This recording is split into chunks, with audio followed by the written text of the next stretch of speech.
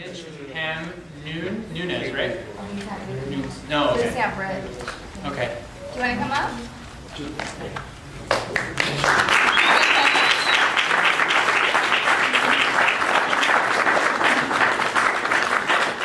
And finally, we have our screenwriter, Rich Romano.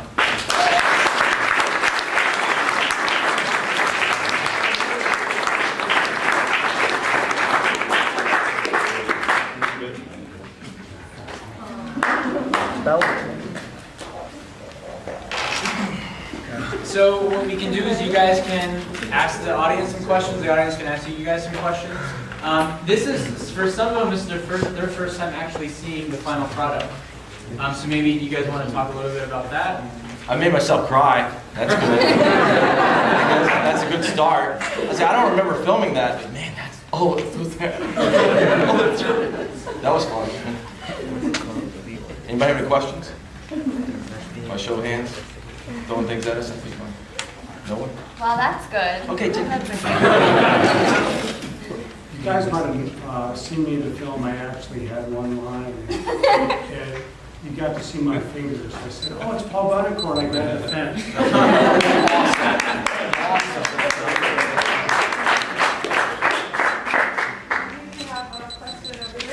Just out of curiosity, just to see what challenge you faced. What was, number one, your budget? Number two, how many filming days did you have to complete this movie?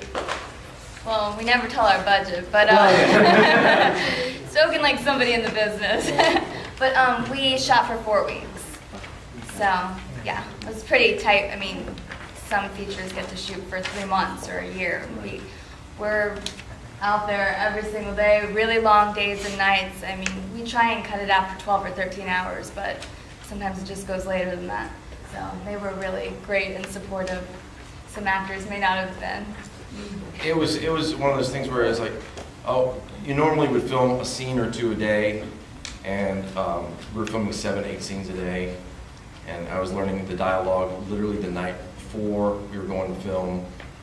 So I'd get off from a 12-hour day, go to the hotel, learn tomorrow's dialogue, then I'd get there and Rich changed it all, which is great. So it was definitely it was great though. It was great. It was awesome. I think he wanted to kill us at the time, but it's all great. Yeah, my question is actually for you. My dad's a cop, I come from a lot of cops, and he played the cop role very well. I'm just curious, as far as any preparation to get into the role, or you just played the cops in your family? You know, the funny thing is, I was out in Los Angeles for a total of 20 years, and I've played, I made a living playing a cop for a long time. You probably saw me as Cop 1 on Law & Order. I was a Cop 2 in Ally McBeal, you know, that kind of thing. I filmed a couple of, I filmed a cop movie, obviously a long time before I got saved, and it was one of those, you know, bash 'em up, shoot 'em up kind of films. And what I did was I went on a ride with you know, LAPD.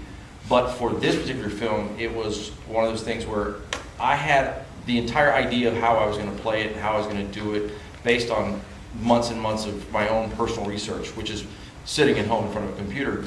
But then, like the last week before we filmed it, they flew me up to meet Rich, and I hadn't met Rich to that time. And this was like 4 days before we started filming.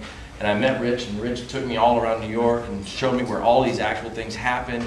And just being there, I came home and changed everything.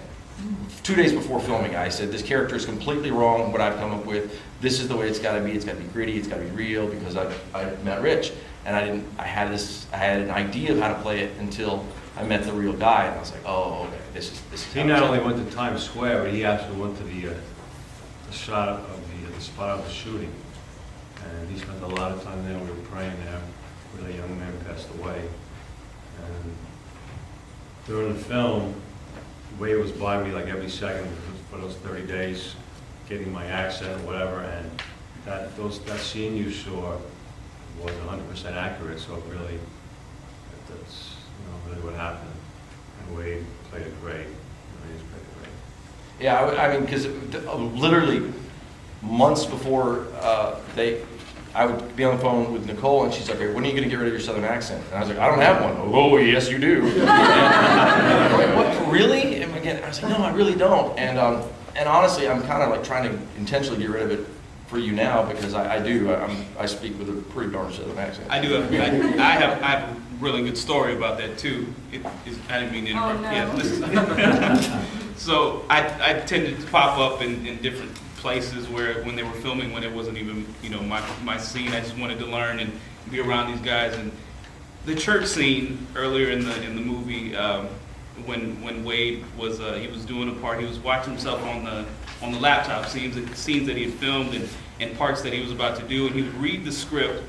And I saw him and I said, "Oh, he goes, Wade, let me go say hey." And so I walked up to him and he's reading the script and he's and I thought he was choking. So I was like, "Are you okay?" And he's like, and he wouldn't listen to me. And I said, "Well, I'll talk to you later." And he just continued, and so I walked away, and then probably like 30 minutes later, he saw me in the cafeteria where I like to hang out when it was lunchtime. Yeah. Break time. Yeah. So don't listen about the budget thing because we had some good food. Okay. Thank you. Everybody hated the food, did not care for the food on this film. That was the biggest complaint on set. I said, "You guys just be happy you're getting free food." So 30 minutes later, I'm eating. Food was great. Wade walks by me and he kind of glances and he turns around. He's like, "Hey, I didn't even know you were here today." And I may not have been. I did say hey. Was that mean? Oh yeah, because every time I'd slip out of the New York accent, I'd just go up to Rich and say, "Rich, talk to me." Rich talked to me for a little while, and I would try to get back into it. So that's my story. I'm sticking to it. That's it. No, they did yeah, I was just gonna say, bringing them together and just all as you saw at the end, the actors with the real people. I mean, they really did just an amazing job, and we had a huge cast for an indie film. I mean, this is my 7th now for producing, and it's usually of 10 people. We had to cast like over 80 people. It was just amazing, and I think that's a testament of what God did. Because there's no way on an indie film that you can do that. We have a small crew, and they brought in the perfect people. We literally were like, okay, the next person, they were literally brought to us, It's been truly a blessing in putting them together, and he came in with that New York accent. I'm a New Yorker, so I would have been, freaking out if it wasn't there. And my family, I come from a cop family, so that was one of the reasons why Rich's script originally spoke to me. It was very true in terms of that lifestyle and being, in the family of that type of life. Anyone else? Rich, can you talk a little bit about what it was like being on the set every day? I know you were there for the whole shoot. And what it was like to watch the words on the page come to life? Well, first of all, I know Ryder usually doesn't get to get down there, but because it was based on a true story, Nicole was gracious enough to have me down there, and it was a good thing because I actually I had a lot of input with the police, because I was an NYPD sergeant for 20 years, and baseball, I am a baseball coach, and the classroom scenes, so I'm a teacher. But there were some scenes there that I guess you can imagine when they happened, the shooting, when my baby died, things like that. It would get kind of hard, and because 95% of the movie is based on truth of what happened. I'm not creative. I'm just a writer. God gave me the story, and I just wrote it down.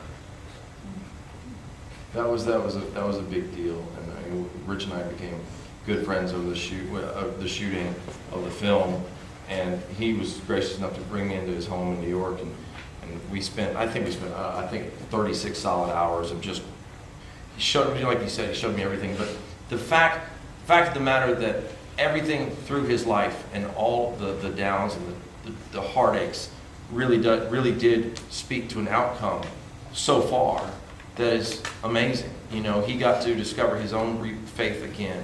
He got to bring other kids that were already in a quote-unquote Christian school to their faith again. And I found it I didn't really know it was a true story when I first read the script. I just thought it was a great script.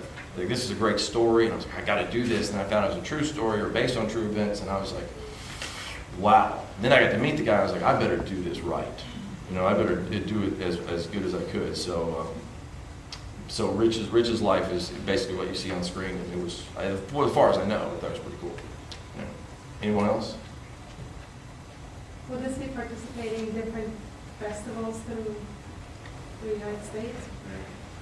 We're actually looking forward to a theatrical release and DVD coming out hopefully by Easter. So that's what we're gearing towards, and then television. And so film festivals were not the path, but this specific one was such an amazing opportunity. I mean, it was just one of those God things. So, I mean, we just want to thank JP2. These guys are amazing. They've been just running around ragged, and they work so hard to put this together, and so that everybody can come out and see these types of films, which I think that, all of you being here, thank you so much. Just to flip it back on to you, we're very, very grateful. This is a very different type of movie for me. I really switched everything in terms of my life, and when I kind of changed over and really got more into my faith, I realized that the movies that I was doing, which were more action films and horror films and stuff like that, I don't think I had realized before what I was putting out there.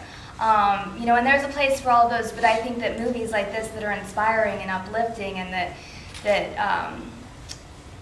help people in their journey, it's so much more rewarding, and we're grateful. If I can add to that, I think what's so beautiful is that this is a film with a conscience, and which is what we're trying to do, is bring more awareness to this kind of film, because as you can imagine, Hollywood will produce what you want to see. Okay, you have the say.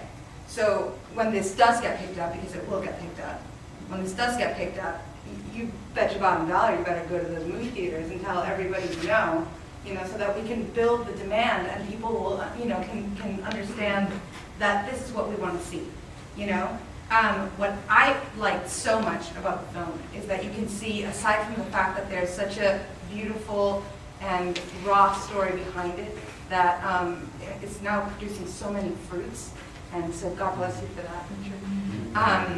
The beauty is that you mentioned you have 80 different cast members, and yet it feels like such a tight-knit, almost like a theater group, like an ensemble.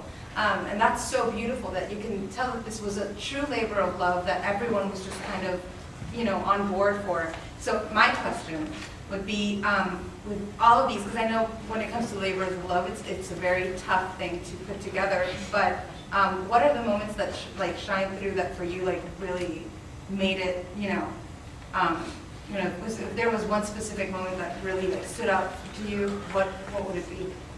Well, actually, there were two moments. There was when the little boys were throwing the ball. That was what me and my brother did. It just made me so happy remembering how it was when you were a kid. And then the other one was the old man scene.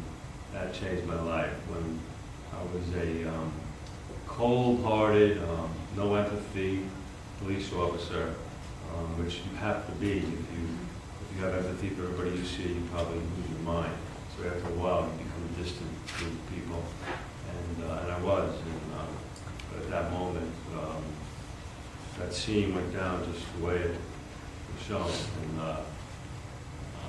when the old man, when he realized it was his son, as the actor said, he realized that every man is somebody's son. So kind of what Jesus Christ was saying.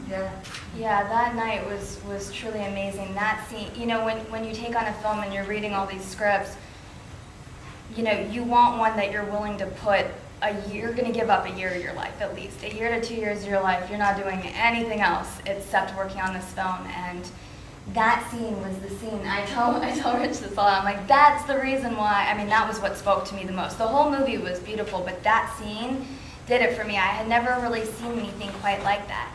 And when we just started going out to meet with the studios to talk about distribution, that was one scene that they wanted, the main scene that they wanted us to cut out of the film. And I want to ask you guys, as an audience, and we tried to clarify it a little bit more. In the end, did you guys understand that and understand what was happening? Because they said that they were confused But we did change it a little bit at the beginning to kind of give more of the story, to kind of, at least give you guys an idea, more of an idea. Before it was kind of like in a rougher cut, it was more of a dream sequence. Like you didn't really know what was going on there. So I definitely want to ask, because then I can go back to them and say, nope, we're not, everybody understood it, they loved it, everything's great. But for me, the little boys was our first day of shooting. It was our very, very first shot. Got it. Somebody back there is taking, he has specific photos of that first day. But the moment that really spoke to me was we prayed on the set together every day. That was something that we had all agreed in. And in terms of us being a group and in unity, is that the cast that we had, everybody, and I've worked on some movies where it was not like this, everyone was just so humble and so much a team. And the main guys, and it was one of the reasons why I chose Wade, is it's got to go down to the whole cast. I said, we have a huge cast. There has to be a good example who is doing it right. Not somebody that's saying, oh, where's my trailer? Or something like that. Where was my trailer, by the way? No trailers on this one. No. But so, that unity and having that together, and we had people of all faiths on the film. We didn't discriminate. I mean, we had people that didn't believe it, agnostic, Catholic, Christian, Jewish, everybody. But we still, prayed together every day. Even the people that didn't understand it kind of came in and, respected it and really, appreciated that we were there. But the last night, do you guys remember it started raining? Yeah. Our last 2 days of shooting, it was, it started to rain. It literally would have ruined the film. Like, we wouldn't have been able to finish. And as soon as it started raining, everybody just got together and just prayed, that we please complete this after, everything that we had done. And I know it sounds crazy, but the rain literally just sucked right back up. It happened 2 or 3 times in the night, and we just prayed, and it was like, it just stopped. And it was that freezing cold night last year. At the end of last year, it was like 30 degrees. The one... Like in July, it was crazy. Oh, it's over. Yeah, so. Well, I just wanted to add one thing. For all the scenes Nicole and Rich mentioned, were among my favorite as well. But one of the other scenes, because I'm very competitive, and I hate to lose games. And when at the end, it really touches me when they lose the game, and because they really are winners and they really won. And the message of that part of the film really spoke to me, that you don't have to win a game to be a winner. Yeah. And Rich, speaking of that last scene, and that was real as well. And so it meant a lot to me, because usually I would say, no way, we're going to win this, and they won it live. Really, I thought that was one of my favorite scenes. I really like that fact that they didn't win at the end. Most movies have a happy ending. Right. But that makes it so real. So Right, exactly. Did you think and they they were won going to win? more than winning the game. So I really like that. Just because you believe in Christ doesn't mean you're going to win the game. Yes. But you win something else. Right? You win the wars, maybe not the game. I want to just speak to your question, the moments that that were important to me, and I think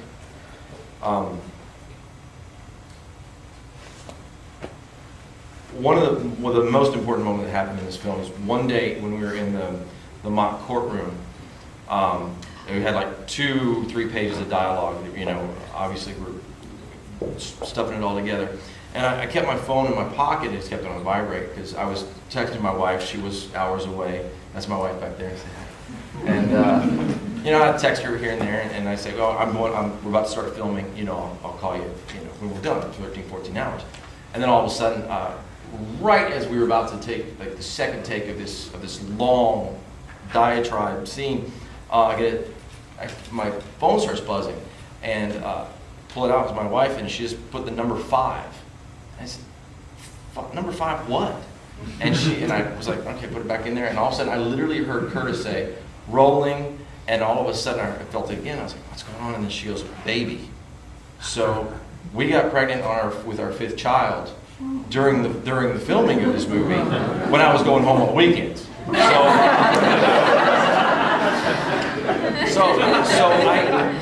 So that was a big deal to me, and right now our son Kynan is 5 months old, and so that was a huge deal for me. I couldn't remember a word after that. I did pull a little diva. I was like, I'm sorry, we have to stop this. Okay, I can't think. So we had to go and like really focus and think. And I tell her when my wife's pregnant, we're about to have our 5th kid, and it was one of those remarkable moments. That was a very remarkable moment for me. Being able to film and being able to get that emotion that James has is only a gift from God. Because before I got saved, I wasn't I don't know if I'm a great actor now, I don't even know if I'm any good, but I couldn't, thanks, Carlos. But I would not allow myself to be vulnerable. I wouldn't allow myself because I would not let him work through me because I didn't believe in it. But now that I have a relationship with him, I was just like, do whatever it is that you want to do. And it just kind of flowed like that. And it really is a testament to God's plan, God's sense of humor, that I had stopped acting about almost 10 years ago. And because I wanted to have a better income for my family, I was like, what can I do? What can I do? What can I do? Oh yeah, I used to be an actor. And so one of my very first auditions out, I land this part. And tell me that's not God just laughing, okay? So God's just doing wonderful things. So and a Southern guy, the Southern accent, lands a role of a New York cop, and I get away with it? Seriously? I mean, come on. That's not me. That's definitely God. So that was one of those moments where I'm like, wow, this is pretty awesome. No, he did it. You did it too, though, because the first time he came in and